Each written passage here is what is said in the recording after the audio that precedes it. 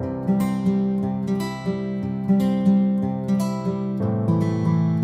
YouTube, today we're playing The Freshman, Book 2, Chapter 4, Playing the Part. Make sure you subscribe and hit that bell right now so you can see Chapter 6 and 7 after this video.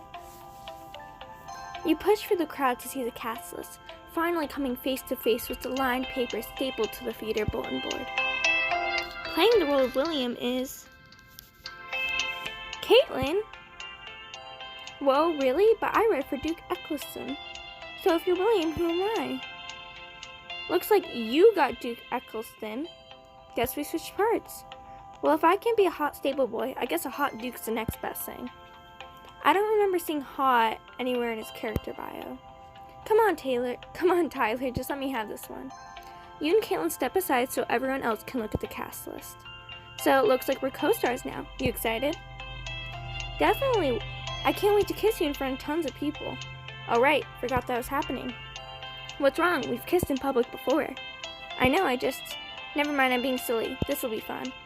Just then James arrives, carrying a dozen scripts under his arm. Ah, I see you've all found the cast list. Yeah, and I'd like to have a word. Let's just get this out of the way now. All casting decisions are final. So long as you're performing on my stage, I make the rules.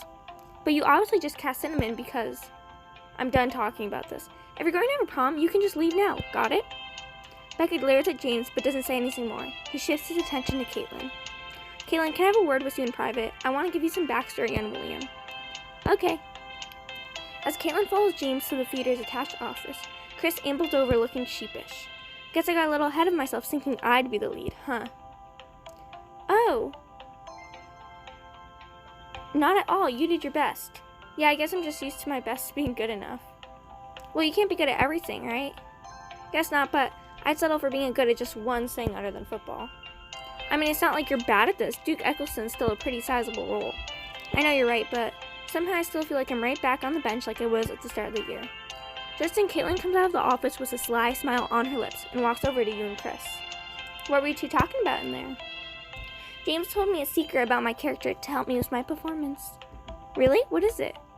I can't tell you, duh. Then it wouldn't be a secret. James leans around the corner of the director's office door and calls you in. Your turn, Cinnamon. Could you join me in here? Sure thing. Looks like I'll have a secret of my own soon enough. But bet mine's better. Right. You find James sorting through stacks of character bios and scene outlines, his brow furrowed. Busy day? You have no idea. I'm starting to think I need an assistant. I'd offered my services, but I suspect I'm about to be very preoccupied with rehearsals. You are indeed, which brings me to the reason I called you in here. You're going to tell me a secret about my character. How did you? Caitlin blabbed. Should have known. If it's any consolation, she absolutely refused to tell me what her character's secret actually is. Good on her. Essentially, the secret is just an actor's tool to help you find the character, so to speak. The audience won't know about it, but you will. I've decided that Elizabeth's secret should be... Hold up, if the audience will even know about it, I feel like I should come up with Elizabeth's secret. Okay, what did you have in mind? Let me think. She has only months to live. Scarlet fever? Tuberculosis. Even her parents don't know. Heavy, I guess that works. It explains why she'd care less about doing what's expected of her, since she doesn't have long. Just don't go into a coughing fit on my stage, okay? No promises. James shovels some papers on his desk and stands up, heading for the door. Well, I guess we've got that sorted. I look forward to working with you, Cinnamon. Same. Feel free to call me into your office anytime. James turns around and gives you a sly look. Yeah, I imagine we're going to need to meet one-on-one pretty often. You sit up on the desk and beckon him closer until he's bending over you, his lips just barely touching yours. Sounds about right. You tilt your head and up. You tilt your head and up and kiss James softly at first. He leans into the kiss, his arms encircling you. People are going to wonder what's taking so long. I'm sure they can make a pretty accurate guess, but I'm not sure they'll appreciate being kept waiting. We'd better cut this short. If you insist. James gives you one last kiss, then you hop down from the desk. Want me to send anyone else in? Not right now. We should get the whole cast working together as soon as possible. I'm thinking we'll do our first line reading now. Sounds like a plan, Mr. Director. You follow James out into the theater, where the rest of the cast sits scattered through the seats, talking and laughing with their friends. Alright, everyone listen up. I'd like us to do our first line read, just to go through the script and get a sense of the play as a whole. Everyone ready? I'll read the stage directions. The year is 1897. The light of dawn slants through the curtains of Elizabeth Darling's bedroom, walking her. Today's the day. Will's coming home. Less than a few days, you're rehearsing on stage with full blocking. This is preposterous. Lord Rathbone is an excellent match. An excellent match, I tell you. Your father's right, Elizabeth. He's one of the wealthiest bachelors in the county. What reason could you possibly have to not desire him? You don't understand, father, and you never will. You turn and flee off stage, slamming the door of Abby's set so it nearly falls off its hinges. Oops, sorry, Cinnamon. I'll get to work on fixing that. You and Caitlin stand in the rosy spotlight, rigged up by Tyler, and hold each other close. I thought I'd never see you again, Will. Oh, Lizzie, don't you know I'd never leave you? But the war, I was so afraid, I hardly dared dream you'd return to me. I'm here now, aren't I? Caitlin tucks a stray strand of hair behind her ear and leans in close. So this is when we would kiss, right? Yes. Please just continue with the scene. Caitlin, are you nervous about this? No, of course not. Are you sure? Yes, I'm nervous. Why? Was everyone trying to look at the two of you? Caitlin hurriedly walks off stage and heads for the theater doors. Sorry, I just need a second, okay? Of course. James gestures for you to follow Caitlin with a meaningful tilt of his head. Probably best to make sure she's okay. Of course, I'll be right back. You follow Caitlin out onto the snow and find her sitting by herself on a bench, her face in her hands. Caitlin? Hey, Cinnamon, I'm fine now. I just need some air. I'll be right back inside to finish the scene. You sit down on the bench beside her. You're clearly not fine. What's going on?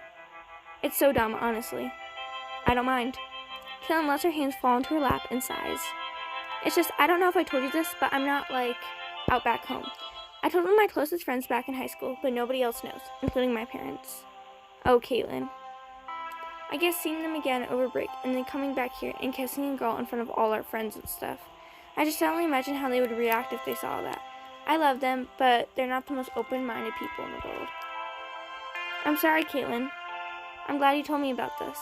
Thanks, Cinnamon. I know it's a little awkward for you to hear because of, us. Don't worry about me. I just want to make sure you're okay. You pull Caitlin close and hold her as the snow falls gently around you. She sniffles into your shoulder.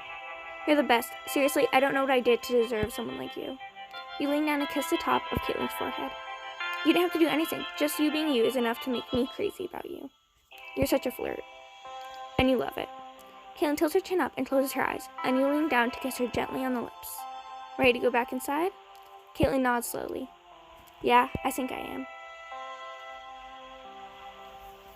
You and Caitlin go back inside the theater. James looks up, relieved to see Caitlin looking more cheerful. Everything okay? We can break for the day if you want. That won't be necessary. Tyler, cue the romantic lighting. On it. You and Caitlin take your marks on stage, and you resume your scene. Oh, Lizzie, don't you know I'd never leave you? But the war, I was so afraid. I hardly dared dream you'd return to me. I'm here now, aren't I? Caitlin pulls a hand on your waist and pulls you close, then leans in to kiss you, her mouth finding yours as the rest of the cast starts cheering.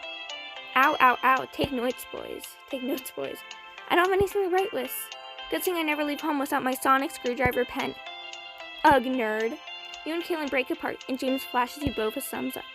Excellent work, both of you. This play lives or dies by the romantic chemistry between its leads. And so far, I'd say we're in safe hands. A short while later, you and your friends are helping James tidy up the theater after rehearsal. Hey, Cinnamon, thanks again for talking to me through that. I know I kind of made a scene in front of everyone. Don't be embarrassed, and if you ever want to talk, I'm always here. Actually, I was kind of thinking we could go shopping. Huh? Well, I know James doesn't expect us to get costumes in time for opening night since it's less than a week away, but I thought why not try, you know? There's this costume store downtown that might be worth a visit, and since we're the leads, I figure we should be in costume at least. Right, James? James looks up from helping Abby with the set and grins. I mean, I always envisioned this as a costume drama. It just wasn't feasible given our time frame. But it gives the play an extra layer of meaning if you two are the only ones in costume, simultaneously outside of the era's constraints and bound by them. Sure, totally. Mainly I just want to dress up as a hot British soldier. What do you say, Cinnamon? Dressing up in Victorian costumes? I must unfortunately decline. What?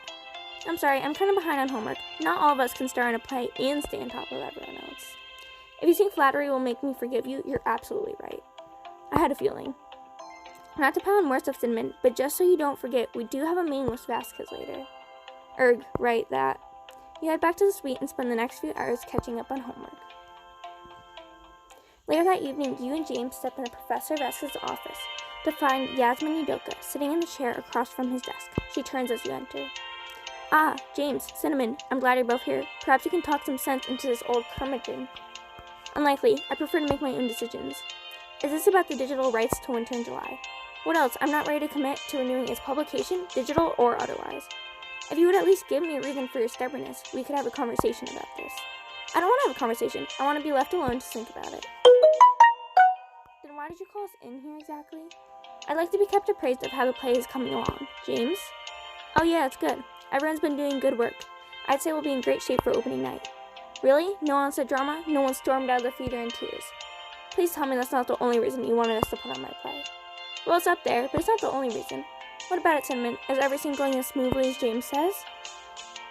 Well... Chris was disappointed. Becca's bitter, but what else is new? Can you blame her? You've been an absolute blight on her existence since you first enrolled here. What are you talking about it? If anything, she's a blight on my existence. Oh, Cinnamon, sometimes I forget how young you really are. So short-sighted. Such a narrow perspective. You literally could not be more annoying right now. In any case, it sounds like progress has been good overall. I'm glad. Me too. Now I have something to look forward to other than our repetitive arguments in a week. Speaking of your play, James, I read the script, and it's good. Excellent, even. Thanks, that means a lot, miss. There's just one problem. The ending. It'll never sell. Huh? What's wrong with the ending? It's so depressing. William leaves for Scotland and Elizabeth ends up with Lord Rathbone? Boo. It's realistic. Sure, the romance is dramatic, but it's not valuable, you know. Not for that era. Honey, no one in the audience is going to care about that. What they will care about is being suckered into a compelling romance arc only to have it not pay off in the slightest. What do you think, Cinnamon? I think Will and Elizabeth should end up together. I know it's not totally realistic, but it's definitely less of a bummer. See, even your lead actor agrees with me. James looks uncertainly to Vasquez, who just shrugs. You want to be a writer, James. I guess all I have to say is, be careful what you wish for. I guess I'll just have to sleep on it for now. I'll get back to you, Yasmin. You might have a point, but I'm not sure I'm ready to scrap the current ending. Fair, don't wait too long though. A sad ending is better than a sloppy last-minute edit. I'll keep that in mind. We follow James out of Vasquez's office, and the two of you trudge off through the moonlit snow together. Penny for your thoughts? About the ending? I'm not sure. I do want to impress Yasmin since she could really help my career and everything, but I'm not great at taking criticism. Really? You?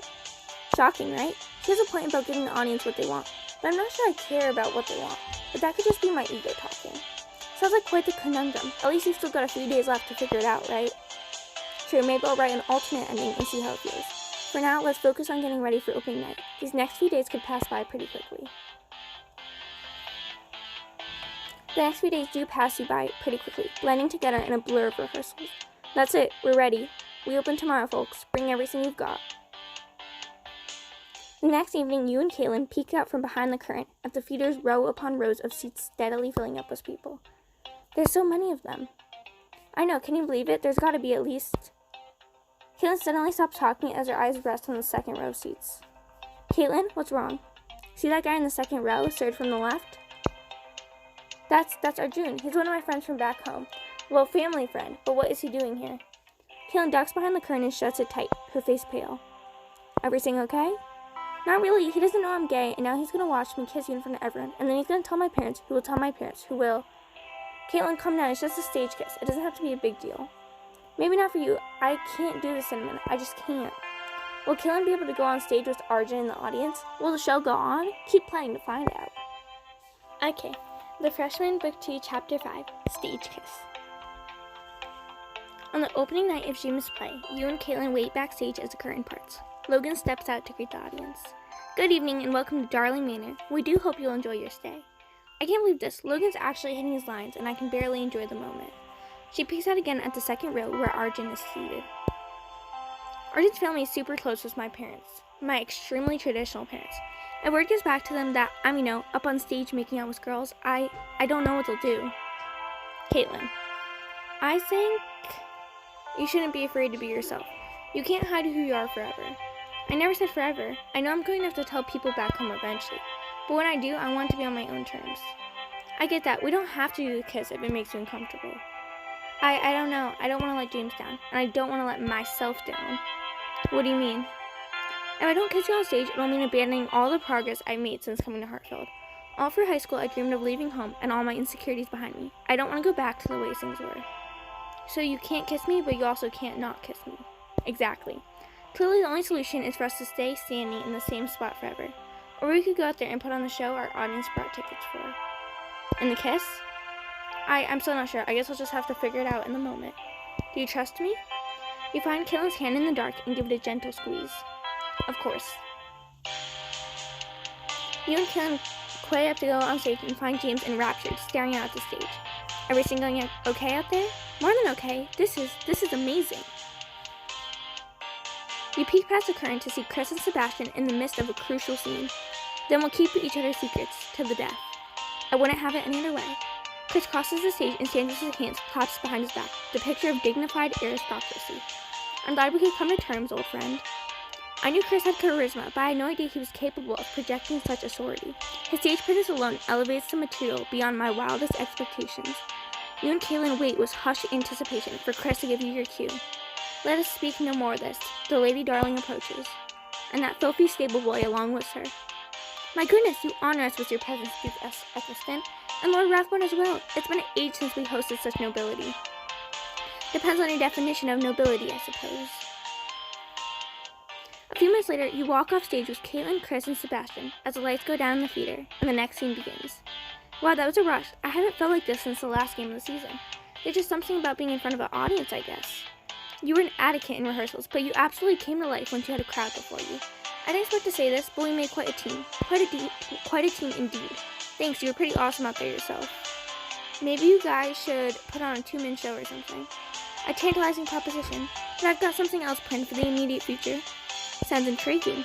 Believe me, it is. We'll discuss later. For now, I need to stay in character. A half hour later, you've reached the beginning of Act 2. The guests are here. Fetch the footman. Consider me fetched, my lady. Bite your tongue and know your role. I believe it's his job for the first footman. Apologies for the second footman's impertinence. How may I serve you? Here you go, my lord. The finest tea the Orient has to offer, courtesy of the East India Company. After delivering his line, Edgar exits stage left and nearly collapses. Never make me say that again, James. You and I both know the East India Company was dissolved in 1874. Right, of course I knew that. Your dinner's getting cold, miss. Is something the matter? It's complicated, Flora. I'd sooner not get into it. After your scene ends, you and Madison exit the stage together. Still upset they're not playing a tree? I was at first, but I think it's a good idea to branch out. Haha, branch out. I see what you did there. Huh? What do you mean? Never mind. Between stages, you look out at the crowd with James. They're loving it. I think I even saw Vasquez smile on one of the jokes. Probably one of the ones that he helped me revise for the final draft. But tonight, he's not the one I'm trying to impress. Out in the crowd, you spot Yasmin watching intently, her lips pursed thoughtfully. If Yasmin doesn't like the play, this is all for nothing. You don't need her to be successful. You've got talent. That's more than most people can say. If she can't see it, then that's her problem. Thanks for believing in me. But this is a game, Cinnamon. I can't sell work if no one wants to buy it. That's where having an agent is useful, no necessary. I'm sure she'll want to represent you. She loves the play, except my ending. I know. She's going to hate it. Well, it's kind of too late to change it, right? James pulled out a crumpled page from his pocket. Wait, is that the new happy ending? Take a look. You read it over. This is pretty good, and it's only a few different lines for a few characters. We can perform this. I suppose you're right. Based on your expression and the fact that you crumpled this into a ball, I'm guessing you're not thrilled with the change. In a word, no. It would ruin the artistic integrity of the entire play. Would it? Doom and gloom doesn't always equal great literature. I honestly don't know. I'm too close to the work at this point. It's been bouncing around my head for too long. I don't even know what's good anymore. Listening in, some of the other actors waiting backstage run up to you. Did I just hear we're changing the ending? A bold move, Ashton. Is it true? I thought this was supposed to be a tragedy. He looks over at you, uncertainty in his eyes. Okay, everyone. Ooh, this is hard. We're changing the ending. Everyone get around. Time to learn some new lines. Are we still kissing? Not just that, our characters actually get to end up together. Whoa, spoiler. Sounds like I'd better take a look at the new scene. You take your places for the play's last scene. Today we celebrate the joining of two great houses, the Darlings and the Rathbones. But before the ceremony begins, I must ask if anyone in the audience has any reason to object to this union. For a moment, silence fills the room. Then a single voice cries out, I object. On what grounds? That she doesn't love him. She loves me. Watch your tongue, Sable Boy. I'm liable to cut it out. Duke Eccleston, kindly throw this liar in the stock so that we may proceed with this glorious occasion. Though his appearance is humble, I sense some truth behind his words. Tell me, Lady Darling, who is your true love? It's William. You run toward Caitlin and throw your arms around her. Eccleston, you swine, we had a deal. Not anymore. You gaze into Caitlin's eyes, your mouth slightly agape. What do we do now, Will? I'll admit I hadn't thought this far ahead. Perhaps a kiss would be a great place to start. For a moment, Caitlin hesitates. Then she leans forward and kisses you softly on the lips. The theater fills with applause as the lights go down and the two of you standing together, holding each other close. The curtains close, leaving you and Caitlin in total darkness. I guess you made your choice. Somehow it didn't seem that difficult in the moment. Caitlin, kiss me again. As you wish. Caitlin pulls you in close and you feel her lips against yours. Feel her running her fingers through your hair. I think I like this new Caitlin. I think I like her too. As you and Caitlin break apart, the curtain comes up again. The audience is still cheering and clapping. Woo, nice work, Caitlin. What do you think, Yasmin? Was I right about him or what? You were right, after he took my suggestion to change the ending, of course. Okay, we did impress her. That's very good. And Arjun didn't seem mad about Caitlin. You take your final bows as the crowd cheers. Offer. James hops up on stage and takes a bow. Thanks for coming, everyone. The crowd rises to their feet in a standing ovation. Yasmin notes the reaction with interest. Not a bad response. Before you know it, the audience departs, and the cast and crew assembles to say goodbye. That was truly the performance of a lifetime. I owe you all a great debt. I don't know how to thank you. A cast party would be a great place to start. Everybody meet at our place in an hour. James is buying the drinks. You've got yourself a deal. As you leave the theater with your friends, Yasmin catches James' arm. Ashton, your play gave me a lot to think about. Hopefully in a good way? I'm still deciding. Talk soon. With that, she turns and walks to the parking lot, giving a little wave before getting in her car. Looks like I'll have to wait for my answer. Don't worry, this party should provide one heck of a distraction. What are you going to wear, James? Don't tell me you're showing up in that rumpled suit. Rumpled? I guess I've had a few too many sleepless nights. A change of clothes is probably in order. Makeovers, from time to time, blah blah. No makeover. Actually, I think you look fine just as you are. Tired maybe, but fine. If you say so. Soon the party begins at your place. Thanks for hosting this, Cinnamon. Of course, it was a long, hard week. I think we all deserve the chance to cut loose and have some fun. That's exactly what I plan to do. As the party gets underway, you spot Chris hanging out with his friends. I never thought I'd say this, but your talent basically touched my soul. Come on, I wasn't that good. You were. Seriously, man, I couldn't take my eyes off of you. To your horror, Becca strokes Sebastian's forearm and smiles up at him. I feel the same way about you, Sebastian. I tend to have that effect on people. I think I'm gonna be sick. Spotting you, Chris walks over, a big grin on his face. Hey, I want to say, I thought you were amazing tonight. You and Caitlin, that kiss, I mean, wow. Well, I'd rather kiss you. I was hoping you'd say that. Chris takes your hand and pulls you close, pressing the lips against yours. Oh no, people are gonna see this, aren't they? Let Caitlin have the stage kiss. I'll take the real thing any day. There's a knock on the door. You open it to reveal... Oh, I'm sorry, I was looking for Caitlin. Caitlin, huh? You've come to the right place. I thought so. Caitlin comes up behind you, looking startled. Hey, Arjun, I didn't realize you were coming here tonight. I want to catch you after the play, but I couldn't find you. So what did you think of the play? You were both awesome. That kiss, man, it felt so real. For a second, I almost forgot it was you up there. Never thought I'd see little Caitlin Liao become such an incredible actress. Hey, I'm not so little anymore. Guess you're not, huh? I'm gonna get you out of your hair and grab a drink, but we need to catch up. Deal? Deal. As Arjun walks into your suite and heads for the kitchen, Caitlin turns and whispers to you excitedly. Did you hear that? He was totally unfazed by the kiss. He doesn't know I'm into girls. Is that a good thing? I mean, it was just a stage kiss, Caitlin. Of course, now I can come out to everyone back home when I'm ready. All I have to do is skate for the rest of the night without him catching on. It's your decision, I guess. I kind of thought you kissing me meant you were ready. It did. Look, I wouldn't say no to a little more time, you know? Now let's stop whispering and go join the party. You follow Caitlin to the counter where Arjun's cracking open a beer. Caitlin walks up and punches him on the arm.